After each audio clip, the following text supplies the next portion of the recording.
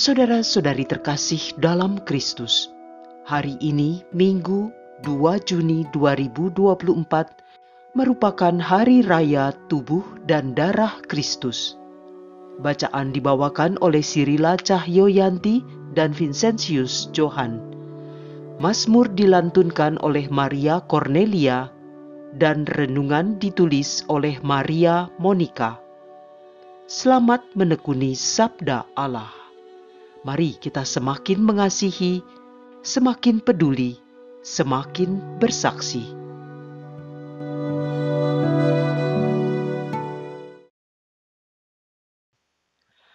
Dalam nama Bapa dan Putra dan Roh Kudus. Amin. Allah sumber hidup dan keselamatan kami, Engkau mewariskan sakramen yang luhur sebagai kenangan akan pengorbanan Yesus Kristus hingga wafat di salib dan bangkit dengan mulia. Kami ingin semakin menghayati dan mengagungkan misteri tubuh dan darah Kristus, sehingga kami layak menerima anugerah penebusannya. Demi Kristus, Tuhan dan pengantara kami. Amin. Bacaan dari kitab Keluaran bab 24 ayat 3 sampai dengan ayat 8. Ketika Musa turun dari gunung Sinai dan memberitahukan kepada umat segala sabda dan peraturan Tuhan, maka seluruh bangsa itu menjawab serentak, "Segala sabda yang telah diucapkan Tuhan itu akan kami laksanakan." Lalu Musa menuliskan segala sabda Tuhan itu. Keesokan harinya, pagi-pagi, didirikannyalah mezbah di kaki gunung itu dengan 12 tugu sesuai dengan ke-12 suku Israel. Kemudian disuruhnyalah beberapa pemuda Israel mempersembahkan kurban bakaran dan menyembelih lembu-lembu jantan sebagai kurban keselamatan kepada Tuhan. Sesudah itu, Musa mengambil darahnya sebagian, lalu ditaruhnya ke dalam pasu. Sebagian lagi darah itu dituangkannya di atas mezbah. Lalu diambilnya kitab perjanjian itu dan dibacakannya, dan bangsa itu mendengarkan. Lalu mereka berkata, "Segala sabda Tuhan akan kami laksanakan dan kami taati." Kemudian Musa mengambil darah itu dan memercikkannya kepada umat seraya berkata, "Inilah darah perjanjian yang diikat Tuhan dengan kalian berdasarkan segala sabda ini." Demikianlah sabda Tuhan.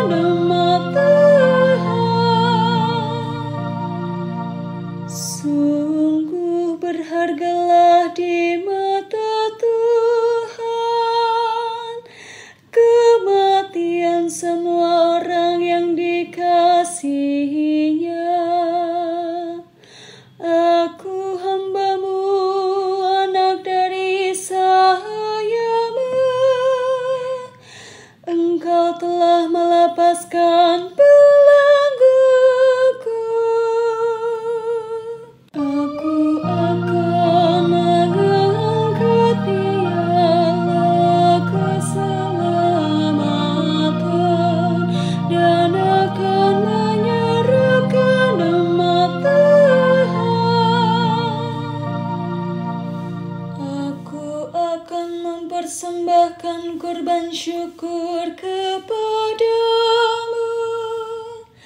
dan akan menyerukan nama Tuhan. Aku akan membayar nazarku kepada Tuhan di depan seluruh umatnya. Aku akan mengangkat piala keselamatan dan akan menyerukan nama Tuhan.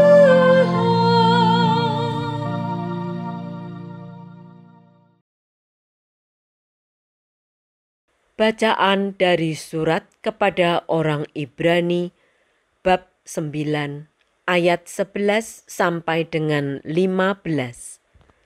Saudara-saudara terkasih, Kristus telah datang sebagai Imam Agung demi kesejahteraan masa yang akan datang.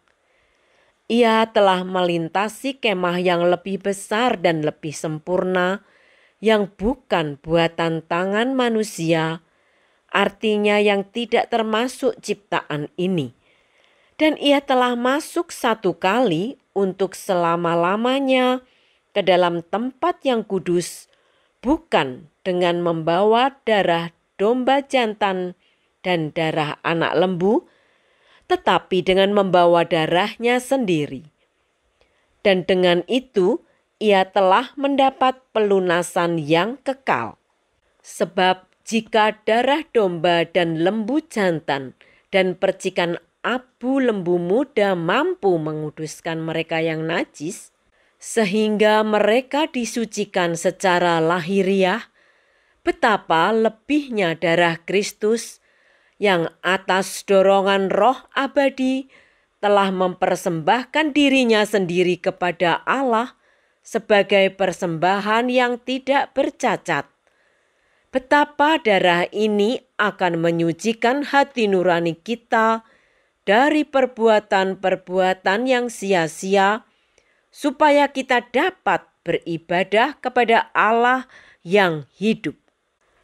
Karena itu, Kristus adalah pengantara dari suatu perjanjian yang baru, supaya mereka yang telah terpanggil dapat menerima bagian kekal yang dijanjikan, sebab ia telah mati untuk menebus pelanggaran-pelanggaran yang telah dilakukan selama perjanjian yang pertama. Demikianlah sabda Tuhan.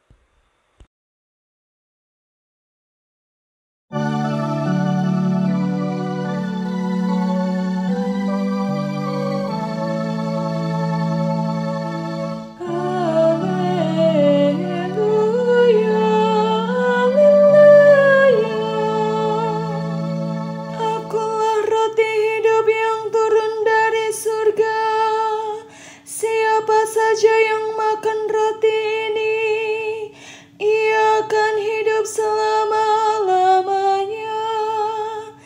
Dan roti yang kuberikan itu ialah dagingku, yang akan kuberikan untuk hidup dunia. Haleluya, haleluya.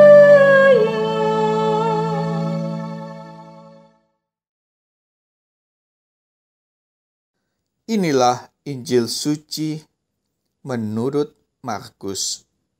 Bab 14 ayat 12 sampai dengan 16, dilanjutkan ayat 22 sampai dengan 26. Pada hari pertama dari hari raya roti tidak beragi, pada waktu orang menyembelih domba Paskah, murid-murid berkata kepada Yesus, "Ke tempat mana engkau kehendaki kami pergi untuk mempersiapkan perjamuan Paskah bagimu?" Lalu Yesus menyuruh 2 orang murid-Nya dengan pesan, "Pergilah ke kota. Di sana kamu akan bertemu dengan seorang yang membawa kendi berisi air. Ikutilah dia. Dan katakanlah kepada pemilik rumah yang dimasukinya, Guru berpesan, di manakah ruangan yang disediakan bagiku untuk makan Paskah bersama-sama dengan murid-muridku? Lalu orang itu akan menunjukkan kepadamu sebuah ruangan yang besar yang sudah lengkap dan tersedia. Disitulah kamu harus mempersiapkan perjamuan Paskah untuk kita. Maka berangkatlah kedua murid itu. Setibanya di kota, didapati mereka semua seperti yang dikatakan Yesus kepada mereka. Lalu mereka mempersiapkan Paskah. Ketika Yesus dan murid-muridnya sedang makan, Yesus mengambil roti, mengucap berkat, membagi-bagi roti itu, lalu memberikannya kepada para murid seraya berkata, "Ambillah, inilah tubuhku." Sesudah itu ia mengambil cawan, mengucap syukur, lalu memberikannya kepada para murid, dan mereka semua minum dari cawan itu. Dan Yesus berkata kepada mereka, "Inilah darahku, darah perjanjian yang ditumpahkan bagi banyak orang. Aku berkata kepadamu, sesungguhnya aku tidak lagi akan minum hasil pokok anggur sampai pada hari aku meminum yang baru, yaitu dalam kerajaan Allah." Sesudah menyanyikan lagu pujian, pergilah mereka ke Bukit Zaitun. Demikianlah sabda Tuhan.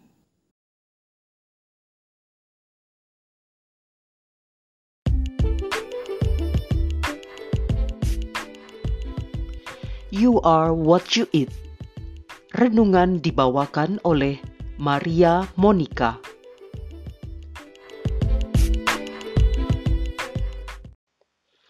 Beberapa waktu yang lalu, saya menyaksikan penjelasan di salah satu channel perusahaan suplemen dunia, isinya tentang manfaat produk enzim bagi tubuh. Si pembicara berkata begini, ada orang yang mengatakan, "You are what you eat." Kamu adalah apa yang kamu makan. Tetapi menurut pembicara itu, yang lebih tepat adalah you are what you digest. Kamu adalah apa yang kamu cerna. Itu adalah soal makanan untuk raga. Bagaimana dengan makanan rohani? Santo Agustinus yang hidup di abad keempat pernah berkata tentang kita sebagai anggota tubuh Kristus begini, "Kamu adalah apa yang telah kamu terima." Tanda saat kita menerima Kristus adalah roti. Selanjutnya di dalam pencernaan, roti dan kita menjadi satu. Maka ketika kita menerima Kristus yang merupakan roti hidup, kita makin menyatu dengan Dia. Artinya, kita diubah ke dalam tubuh Kristus untuk menjadi makin serupa dengan Dia. Kita dimasukkan ke dalam perluasan diri Kristus di dunia yang kita hidupi sekarang.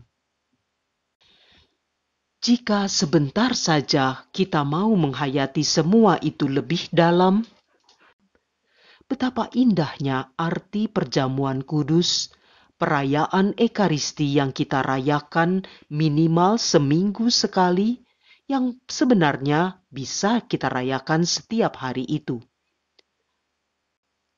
Ibu, Bapa, rekan muda, sahabat seperjalanan yang dikasihi Tuhan Yesus, hari ini kita merayakan Hari Raya Tubuh dan Darah Kristus. Tubuh dan darah Kristus kita terima dalam perjamuan Ekaristi. Kita sering mendengar, Ekaristi adalah sumber dan puncak kehidupan iman kita.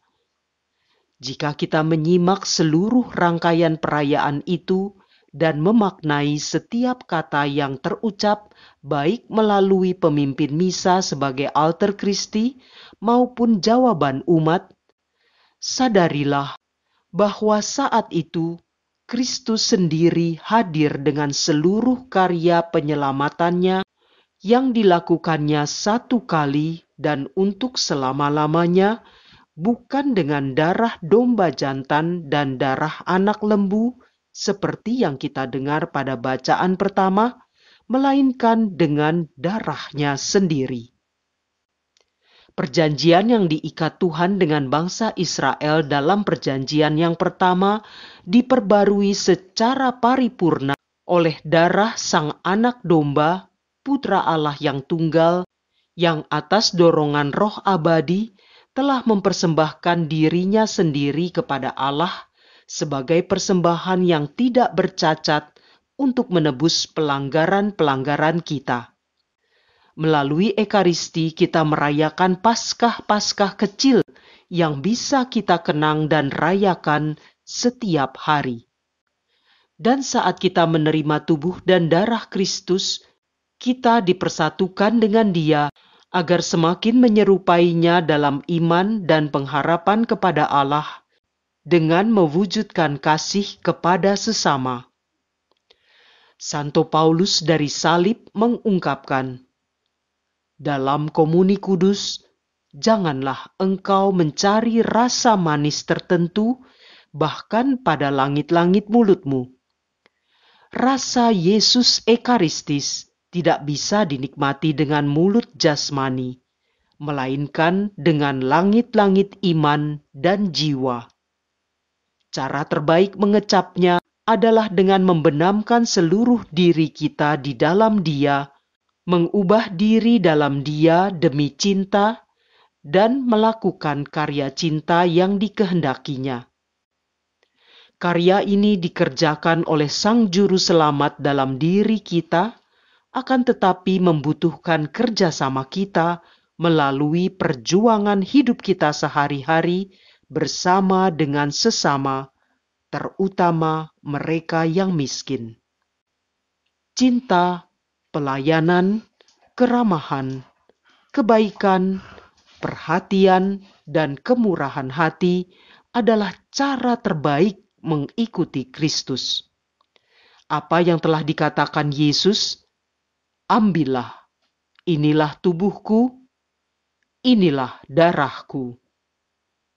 Itulah bukti cinta yang tertinggi dan termulia, yaitu pemberian hidupnya sendiri kepada orang lain. Semoga tubuh dan darah Kristus yang kita santap pada perayaan Ekaristi senantiasa menyadarkan kita untuk menjadi seperti Kristus. Dan semoga kebenaran yang diajarkannya dengan teladan hidupnya sendiri semakin dapat kita cerna untuk menguatkan kita sepanjang perjalanan hidup yang penuh perjuangan ini. Marilah berdoa. Allah yang Maha Setia, melalui Putra-Mu yang terkasih, Engkau telah memberi jalan keselamatan bagi semua orang. Semoga berkat perayaan Ekaristi, kami boleh mencicipi berkat surgawi, tubuh dan darahnya, sehingga kelak kami Kau perkenankan turut serta dalam perjamuan surgawi. Demi Kristus, Tuhan dan pengantara kami. Dalam nama Bapa dan Putra dan Roh Kudus. Amin.